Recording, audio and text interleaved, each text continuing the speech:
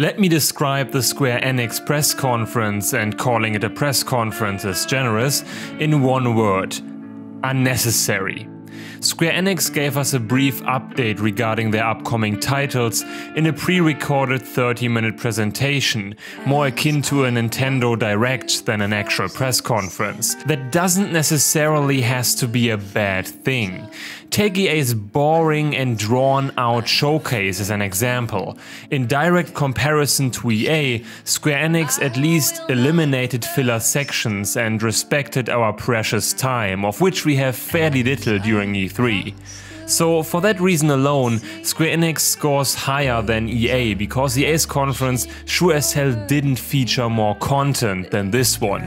EA decided to artificially prolong the length of its conference by torturing all of us with a 10-minute esport presentation of a Command & Conquer mobile game. That being said, Square Enix should have just distributed its announcements to Microsoft's and Sony's conference. In fact, some of the trailers were already shown during Microsoft's conference, and the other half could have been handed over to Sony's showcase.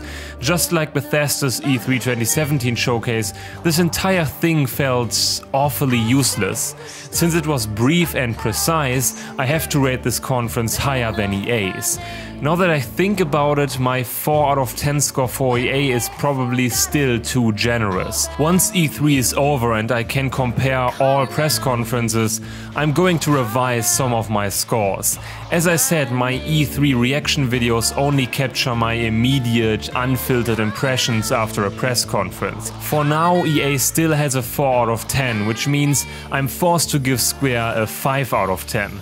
I'm sorry that my Square Enix reaction video is so insanely short, but in all honesty, apart from Shadow of the Tomb Raider, I'm not really interested in most of the games Square had to offer this year.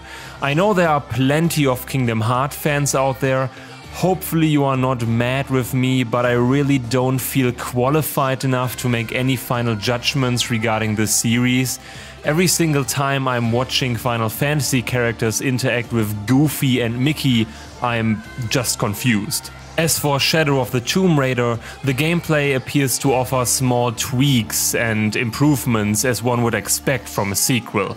On the other hand, now that Uncharted is gone, and given the fact that I really enjoyed the last 2 Tomb Raider reboots, I'm fine with a new setting and slightly improved gameplay. Sometimes you just want more of the same.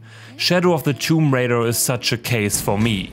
Many people also take issue with the total absence of Crystal Dynamics' Avengers game. If a company like Square announces a press conference, people tend to expect at least one special unveiling. Usually, Square Enix doesn't host an E3 press conference. Why do it now when half of the trailers were already revealed in other press conferences and your most anticipated game doesn't turn up?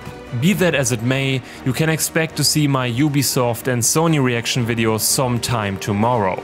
I'm also going to revise my scores once E3 is over. And as promised, I'll make a longer video in which I summarize my overall impressions of E3. See you then.